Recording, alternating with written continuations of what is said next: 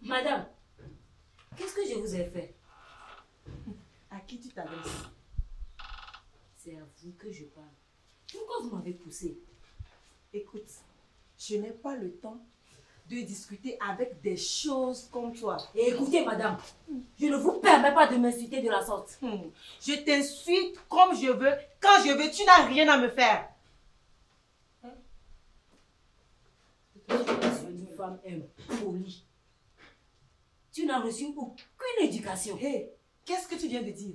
Répète un peu. Oh, c'est bon, calmez-vous. Oh, bonnement, c'est nous qui avons un chaos. Hé, madame, répète ce que tu viens de dire. Je dis bien que tu es une femme impolie et tu n'as reçu aucune éducation. Marc Bomutiala, sois une femme sale comme ça. Tu m'insultes d'impoli. Tu sais qui je suis? Tu connais mon mari? Oh, tu n'es rien. D'ailleurs, je prends mon temps à discuter avec toi. Hey, Minute, oui. écrase mon maïs. Okay. Si jamais tu écrases son maïs sale et puant avant le mien, tu serais obligé de démonter ton moulin et de tout nettoyer à l'alcool. Et puis je te préviens, je ne viendrai plus écraser ici. Et tu m'as Mado? Madame, j'ai l'impression que vous avez une dent contre elle. Hein? C'est normal. Hein? C'est une sorcière et elle a des petits sorciers à la maison. Ces enfants ont tabassé mon fils à l'école. Le pauvre a dû souffrir pendant une semaine à l'hôpital pour s'en sortir. Azeto, bazeto. Wananda. Negbesple. Ami 100 francs, 100 francs, ton le compte pour abeiller les mémons. On l'a fait aux années. Madame, vous exagérez. Venez, laisse-la. C'est une sorcière qui reconnaît son amie sorcière. D'ailleurs, va te faire installer un moulin chez toi à la maison. Comme ça, tu vas écraser ton propre maïs. Hey. Boudeuse. Hé, Eni, boudeuse. Oh là, ton problème c'est Eni. Il y avait boudeuse. Boudeuse. Maintenant, Eni, c'est bon. Oh là, c'est tigné. C'est bon. Oh, calmez-vous, c'est bon là. Ami, ça va sans faire pour plaire. Oh, je dis calmez-vous. Et comme elle est. Oh, tu la fermes. Écoutez, ici c'est mon palais, hein. C'est mon palais royal. Soit vous faites ce que je dis, ou soit vous sortez et ne venez plus ici pour écraser vos maïs. C'est quoi la fin? Et nous prenons Silence. Silence. Bon, nous, il y a quoi? Écoutez, on va se calmer. Vous allez prendre place et on va discuter de ça. Oh, prenez place et discutons là. Il y a quoi?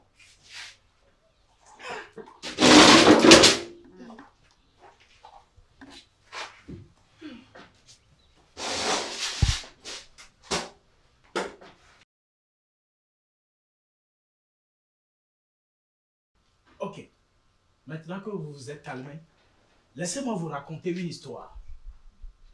Il était une fois un garçon nommé Kokou qui avait un sale caractère. Hey, c'est à moi que tu fais allusion. Eh, madame, silence. Ah, bon, moi, pour nous, C'est ensemble, c'est quoi? Allez-y, toi. Un jour, son père lui donna un sachet de clous et lui dit d'en planter un dans la barrière du jardin lorsqu'il perdra patience et se disputera avec quelqu'un. Le premier jour, Kokou planta 37 clous dans la barrière. Avec le temps, il se contrôla. Et dans les semaines qui suivirent, le nombre de clous qu'il planta dans la barrière diminua de jour en jour. Kokou a compris qu'il était plus simple de se contrôler que de planter un clou. Arriva un jour où Kokou ne planta aucun clou dans la barrière. Alors, il alla voir son père et lui dit, « Père, aujourd'hui, j'ai réussi à ne planter aucun clou dans la barrière. » Son père le conduisit devant la barrière et lui dit, « Mon fils, tu t'es bien comporté, mais regarde le nombre de trous que tu as laissés dans la barrière. Cette barrière ne serait jamais plus comme avant. À chaque fois que tu te disputes avec quelqu'un, que tu te comportes mal avec quelqu'un, ou que tu insultes quelqu'un, c'est cette blessure que tu laisses en cette personne. Un homme peut planter un couteau dans un autre homme et enlever le couteau après. Mais la blessure restera. Comprenez dans cette histoire la morale suivante. Peu importe le nombre de fois que tu t'excuseras, la blessure restera. Permettez-moi de vous raconter encore une autre histoire. Oh, mon tété, on vient tu vois là. Oh, elle a vos arrêts. C'est l'histoire de deux amis qui marchaient dans un désert. À un moment, les deux se disputèrent. Et l'un des deux donna une gifle à l'autre. L'autre, endolori, me dit un mot et écrit dans le sable ceci. Aujourd'hui, mon meilleur ami m'a donné une gifle. Alors, les deux marchèrent et continuèrent leur chemin. Arrivés quelque part, ils trouvèrent une oasis et ils décidèrent de se baigner. Celui qui a eu une gifle manqua de se noyer et l'autre le sauva. Quand il reprit ses esprits, il prit une pierre et écrit ceci. Aujourd'hui, mon meilleur ami m'a sauvé la vie. L'autre, ne comprenant rien, lui posa cette question.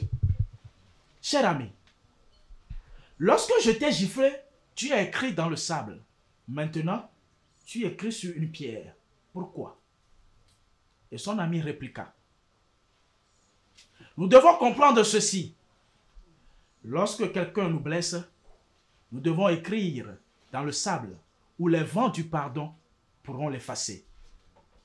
Mais quand quelqu'un nous fait du bien, nous devons graver ça dans la pierre où aucun vent ne pourrait l'effacer. La morale à comprendre dans cette histoire, c'est que vous devez écrire les mauvaises choses, les blessures dans le sable et graver vos joies dans les pierres. Tel est le premier pas de la sagesse. Avec ces deux histoires, vous comprenez, chacun a eu sa part. Et j'espère que maintenant, vous pouvez faire la paix. Je vous invite à donc faire la paix. Bon,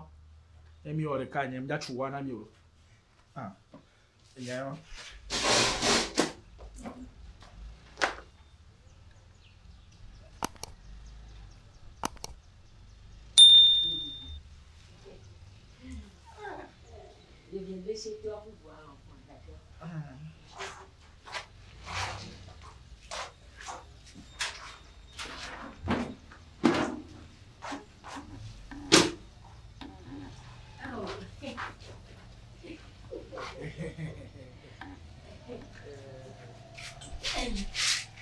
dedans. Eh ouais.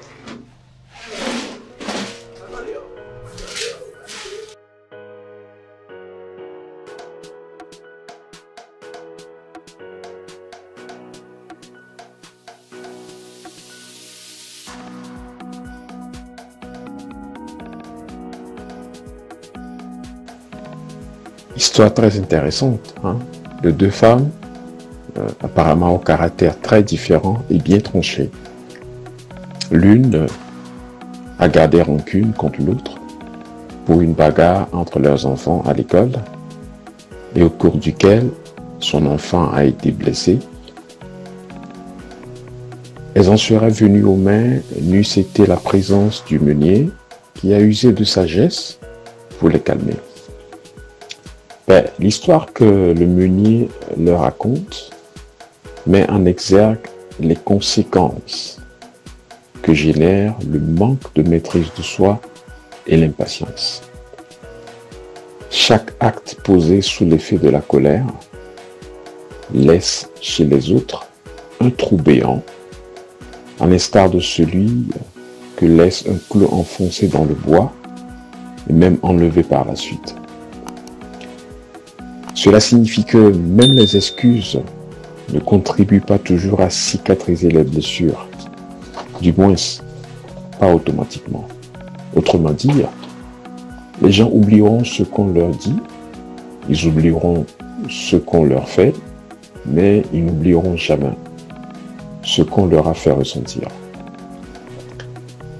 Finalement, seul Jésus-Christ, dans la Bible, a donné la recette pour éviter tout cela quand il nous demande de traiter les autres de la même manière que nous aimerions qu'on nous traite. Cependant, la véritable raison derrière la colère de la femme,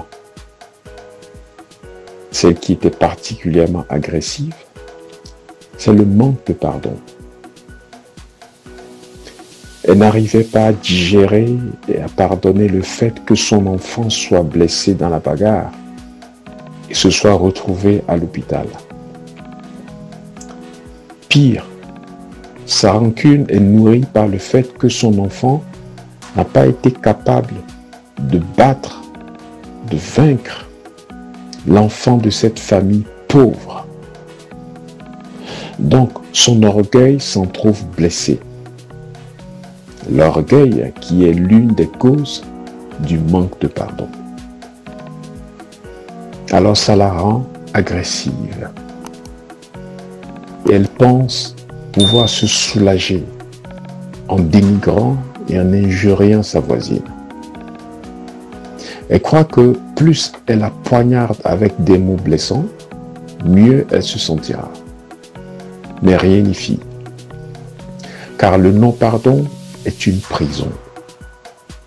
Celui qui ne veut pas pardonner garde son offenseur dans la prison de son cœur et en devient le gardien. Or, le gardien de la prison vit également dans la prison. Du moins, il vit devant la porte de la prison qu'il est en train de garder. Seul le pardon va libérer les deux.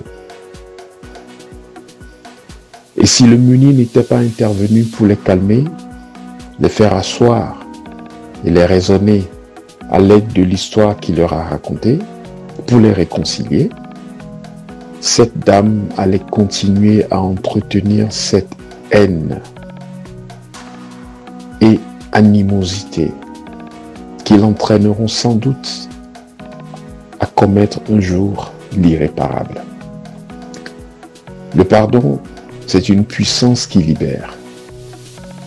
Et en pardonnant aux autres leurs offenses, nous nous libérons nous-mêmes d'un poison mortel. Mais si nous voulons garder rancune et si nous la gardons, nous nous infligeons une punition pour une faute commise par celui qui nous a offensés. Il faut se libérer des rancœurs et des rancunes, qui sont des poisons pour le cœur, qui sont des poisons pour l'âme et qui sont des poisons pour l'esprit. Parce que tant que on n'a pas pardonné, on n'est pas libre, on n'est pas en paix, on n'est pas en joie, car le seul souvenir de celui qui nous a offensés remplit notre cœur d'amertume et de poison dont nous voulons nous libérer en créant des offenses parfois beaucoup plus graves. Et ça ne s'arrête pas. Et parfois ça dure des générations et des générations, jusqu'à ce que quelqu'un y mette fin. Soyons sages. Merci beaucoup.